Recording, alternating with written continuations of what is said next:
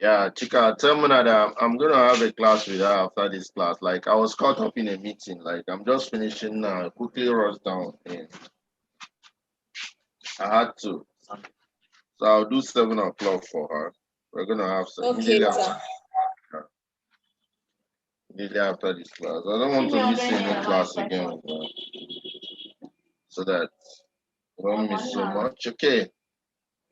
So today we're gonna be looking at English language and gonna be exploring a whole lot of concepts under that. Okay. We're gonna start off afresh, and it's gonna be good because we are gonna try to cover up the right way. So today we're gonna be looking at parts of speech. Parts of speech. When you say Mr. Austin just logged onto his Zoom and we are having a lecture, you're making a statement, you're making a speech, and this speech can be broken down into different parts. When you say Austin is a noun, because we all know that noun is a name of a person, place, animal, or thing. Austin is a noun. Logged in, to log in is a verb. That's the action Mr. Austin just performed. He logged in. He logged in. He's performing an action. So action words are known as verbs. Verbs are action words. So into the classroom. And he did that. Did he do it slowly? Slowly, how he did it. So you have any word that is qualifying the verb is known as the adverb. But when you say the tall Mr. Austin, the tall Mr. Austin logged in, the tall is explaining Mr. Austin. So if you have the word that is qualifying a noun, call it an adjective. So you need to know all these. You have preposition, you have conjunction, the word that joins two words. You understand? So when you know all these, then you know that you are able to identify the different parts of speech. Whenever a speech is made, you're able to divide that speech into its different parts that come together to make up one speech. Okay. So these nouns, there are different types of nouns, and you need to know about these different types of nouns. If you don't know what a verb is and what a noun is, when you be learning stress and they tell you if the word is a verb, stress in the first syllable. If the word is a noun, stress in the second syllable. All those things, you don't even know what is a noun, what is a verb. So how are you going to know the one to stress in the first syllable and the one to stress in the second syllable? So this is our platform we are using to learn, Tclassified.com, and we are in English language. That's the English we are using. You see the one with 44 enrolled. So I'm going to click on it so that I'll open up what I'm explaining so far so that you'll be able to have a feel of what I'm explaining. Okay, English is opened. If you can't view the courses, always make sure you click on enroll now and click on login so that you get logged in. Because once you're logged in, then you can be able to have the full capability of utilizing the course that are up there for you. Okay, parts of speech is the first one. You can see under English, like I said, we are starting from scratch. From scratch. We're starting from day one. Okay. So what I'm explaining to you now has been the different parts of speech. That's what you will see when you play the video that is up there. This very video, you can see parts of speech. Under parts of speech, we have what we call a noun. A noun. So speech is a focalized form of human communication. Okay, it is based upon the syntactic combination of the different parts, like now. Like this is a simple speech. Ada came into our class and danced joyfully. Ada came into our class and danced joyfully. That Ada is a noun because noun is a name of a person, animal or thing. Ada is a name of a person, so it's a noun. Came is the action that Ada performed.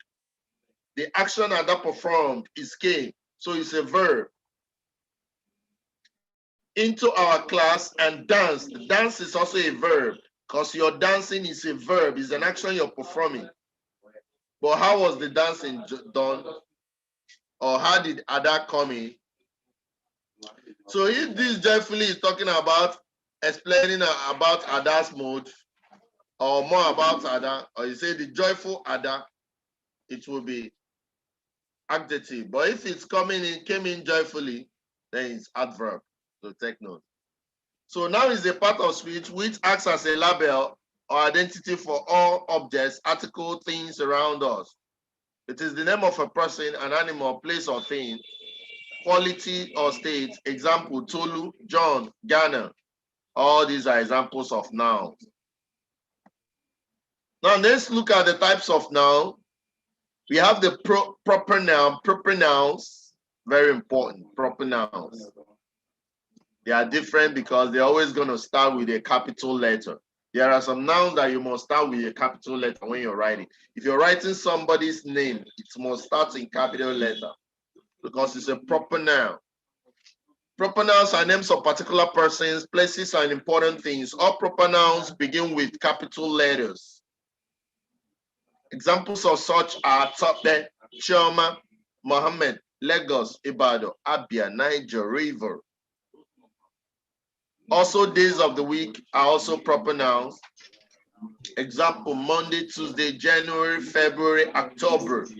All are examples of proper nouns, and they must always start in capital. They must always start in capital letters because they are known as proper nouns. So when is the name of a person, when is the days and months and weeks of the day, then we'll call it a proper noun, and it must start with a capital letter. Then we look at common nouns. These ones, they don't need to start in capital letters. They are names given to all people, places, and things of the same kind.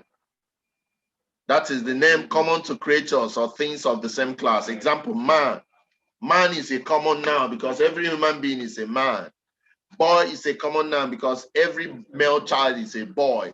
Teacher is a common noun because everybody that goes into the class and teaches is a teacher. Doctor is a common noun because every physician is in the hospital working is a doctor. Pastor is a common noun because every head of congregation preaching is a pastor. So that name that you give to a group of people together, call it common noun. It starts in small letter. Abstract nouns. Abstract nouns, these are names of things we can neither see or touch. Once you can neither see or touch it, it's a noun. But it's abstract because you can't see it. Like thirst. If you're thirsty, thirst. Spirit. Have you seen a spirit before? Death. Hunger. You can feel hunger, but you cannot see or touch hunger. Wind. Corruption. There is corruption in Nigeria, but you're not. Wow, in Nigeria, you can see the corruption, or you can actually see the corruption because it's everywhere. Then we have storm and we have hurricane. Okay, then you have collective nouns. What are collective nouns? These are the names of a group or collection of people, animals, or things. So whenever you have something together, you want to collectively call them. We use a collective noun. Let's say you want to say something like birds, like flock of sheep, gang of criminals, audience, class of students, congregation of worshippers, bench of lawyers. So all these are examples of words that it can collectively be used. Army of soldiers. For instance, flock is a collective noun for a group of birds or sheep. So you can say flock of birds or flock of sheep. While congregation is a group of people that worship in a church. Congregation of worshippers. Now we'll talk about concrete nouns. Concrete nouns are names of things we can touch. You know, when we say abstract, we cannot touch. But in concrete nouns, we can touch, we can see, as opposed to the abstract nouns. Examples are chair, table, biro, rubber. All these things you can touch. They are all concrete noun. Pen. The pen you're going to use in writing, or the pen you use in writing. It's a concrete noun because you can feel it. Once you can touch it, you can feel it. It's a concrete noun. Books.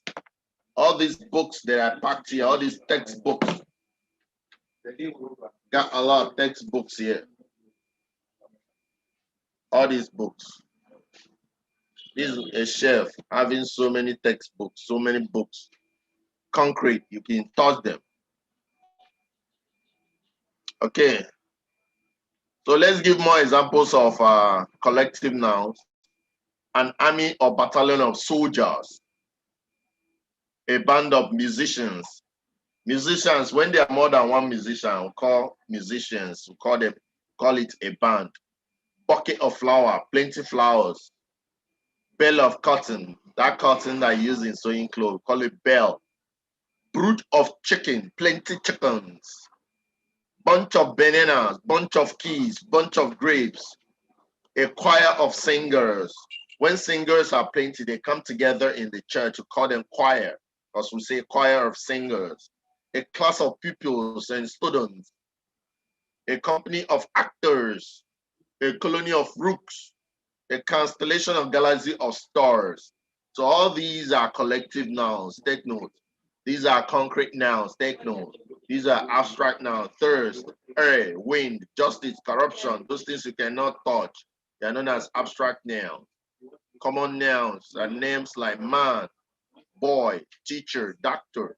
Whereas proper nouns are names of people, particular places, week, months, and they always start in capital letters. So take note of all these. They're important. Okay. So apart from these, you also have other parts of speech, which is very, very important that you note. Like I said, the verbs. You have the verbs, action word, come, came, jump in, teach, stand, are, stand. All are verbs. They show action. They'll have pronouns. What do we understand by pronouns? Pronouns are those words used in place of a noun. Instead of saying Ekene came into the class and ate Ekene's food, you say Ekene came into the class and ate his food. His food. His is replacing Ekene there. Ekene is a noun. So that word that is his replacing Ekene becomes a pronoun, because a pronoun is any word used in place of a noun. An adverb is a word that qualifies a verb. It tells us how an action is done. An adjective tells us more about the noun or pronoun. Okay, so those are the different parts of speech, and you are supposed to know them because they are good for you. They are very, very important, and you're supposed to know them. Okay, so let's move forward, or should we stop here? Parts of speech, okay.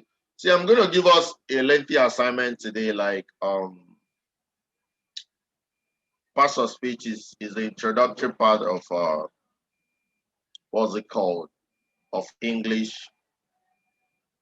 So please, I want you guys to do these assignments for me. Define the various parts of speech and give 5 examples each.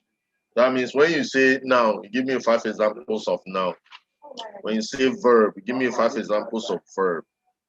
When you say adverb, you make a sentence, identify the adverb in the sentence, 5 sentences. And when you say adjective, do the same. You understand? Preposition, all of them. You have to do that and pass. That's the assignment for today. And I've explained most of them. Pronoun, and I want you to do an assignment on that. So that when we start stress now, start telling you, if the word is a this, stress on the first, you'll be able to know what we are talking about. Okay? So do this assignment and get it submitted. In this our English class, we are going to learn letter writing. I hope we have letter writing here. You know, this is WAEC. We're going to learn about summary. In fact, maybe I'm going to start from all those ones, since we don't do them in jamb. Okay? So we're going to do letter writing, because letter writing is very important in your theory of English. You're supposed to be able to write letters, write essays, see summary. So we're going to do summary. This is summary. This is interesting. I love this. So if I keep scrolling down, at some point I'm going to see I should see it there, right?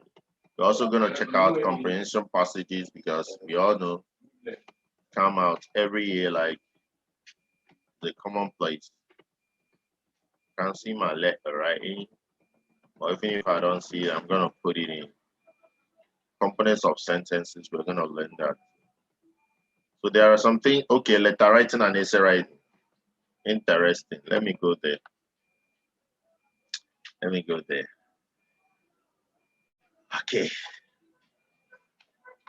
So we're going to learn about this. Very important. I'm going to develop this course content because we need letter writing. Okay. So we're going to do letter writing and essay writing. We're going to learn how to write in. It's important that we know that in letter writing, it's a form of communication between two people who are separated by distance. That is what a letter is. Letter writing is a form of communication. It's a form of writing communication between two people who are separated by distance. Like you're in the house, you're in school, your parents are in the house, you want to communicate with one of them, you can write a letter. These days, people don't write letters again because like they feel there's SMS, there's WhatsApp. There are easier ways of just communicating. In the olden days, you would have been letter, you write letter calmly, then you send it. If it's going so far, you send through post office, night post. Now things have changed. Like that's why you see people when they are chatting, they are using some abbreviated form of the words. Like sometimes we don't even know how to make a complete sentence again because we are so used to using all these abbreviated way of chatting up. So now we are not able to develop our English language, our written English, our vocabularies, because we're always concentrating on the simpler ways of doing it because of the availability of text messages, messaging apps, and the rest. But at the same time, it's not bad because that one eases communication. You want to talk with your parents, one hand. Anything you want to do, one hand, you're already communicating, you understand? So it's pretty easier. And that is why it's always good. Anything that has advantage sometimes has some level of disadvantages, but let the advantage outweigh. Because I think with the advent of all these messaging apps, the advantage is actually more. Imagine you're going to post office to send a letter. They throw away the letter or after like 2 weeks because before the person gets the letter. Or you do email within seconds, the person is already having the email and read it. So ease with communication. I communicate with people in Lagos on a daily, and communication is so easy because email, WhatsApp, steady your company. You can even do video calls as if you're with the person. So it makes letter writing look like old school. Like people are not interested in writing letters no more. Like they don't enjoy it anymore because like it's almost of no use to them now. Okay, letter writing is a form of writing communication between two people who are separated by distance, depending on the relationship between the communication. It could be friends, it could be from a person to the governor of a state, you know. Because in letter writing, you're going to be having formal, semi-formal, and informal. So 3 types of letters. So what determines whether you're going to write it in a formal way, in a semi-formal way, or an informal way is your relationship with the person you're trying to communicate. If you're communicating with your friend, your classmate, you can make it informal. You understand? So if you're writing to a governor, it's got to be formal. So those are the 2 extremes.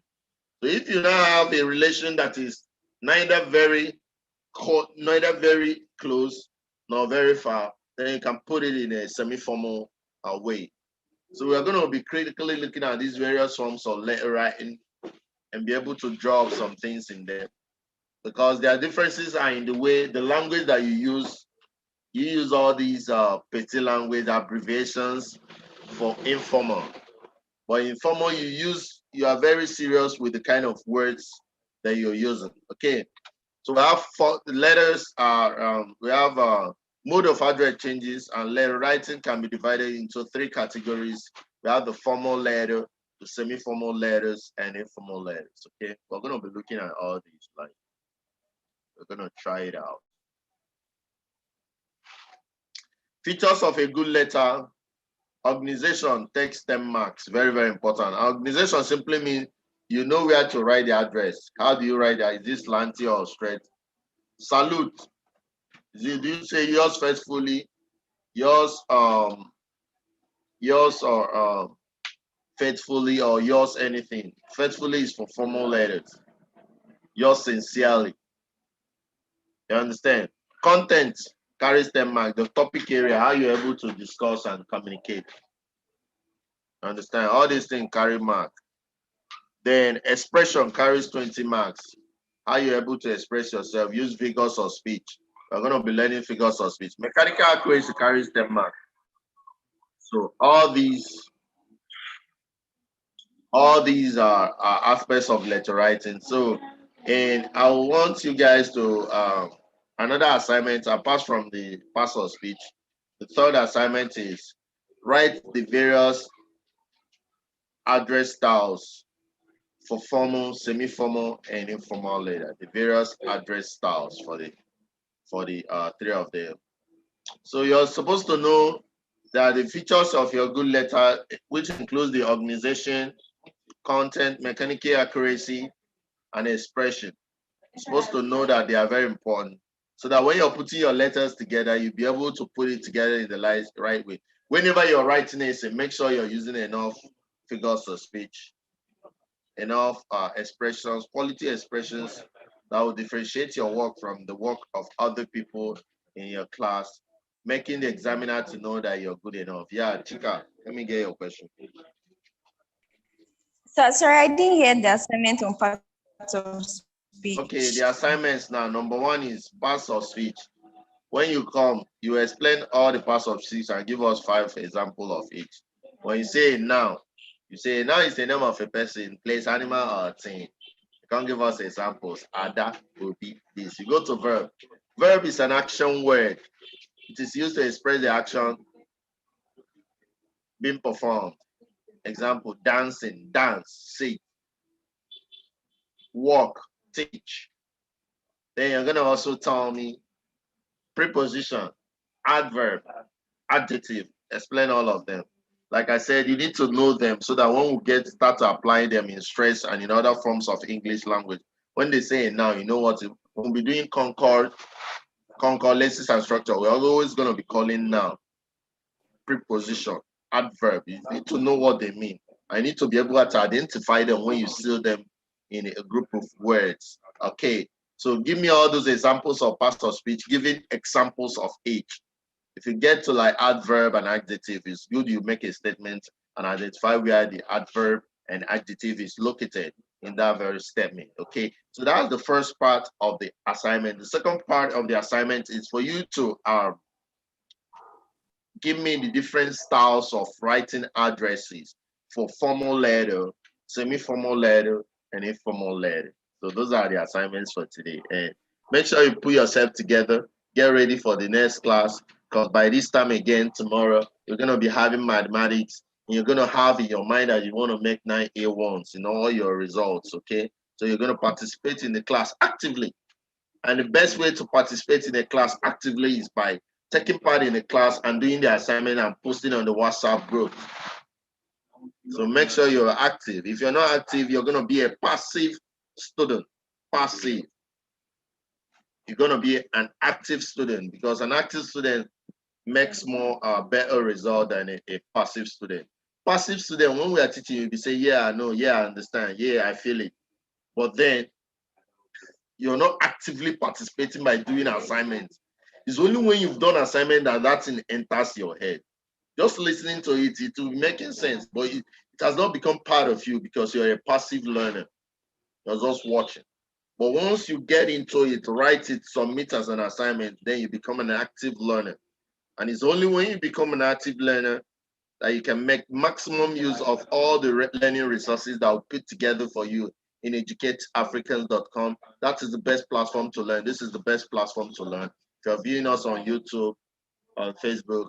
This is my phone number. Call me so that I add you up to the WhatsApp group where you need to be in to submit your assignments.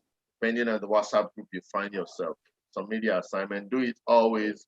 It's good for you. Don't look at people that are not serious. You have to get serious because like everybody's on his own. Like just gotta be on your own. Make sure you're moving. Make sure you're moving. You have to always move. You have to always move. Okay. So and we've started moving. We've started moving. Yeah, we've started moving. Okay. So I'm gonna be signing off here so that I can have another class now. And I believe you enjoyed yourself. Make sure you get the Educate African WAEC CBT app. This is the app here. Click on it, download it to your phone. Go to Google Play Store and search for Educate Africans SSCE. That is the app people are using to prepare for WAEC. And if you're here, you need to be using it. Gives you a whole lot of past questions. You can assess yourself, see your ability. Just as if it's jamb, you understand, but it's on computer on your phone. You have the Android version and the phone version. Anyone you want, you can just click that and get it immediately. You need it, and start reading your books. Start working immediately. No time, do your assignments, and let's move together. So on next English time, we're gonna look at emphatic stress, normal stress, and we're gonna move forward and other things, you understand? So that once it's getting towards your exams, you're already ready to do the needful. Okay. See you when I see you. Thank you. God bless you. See you.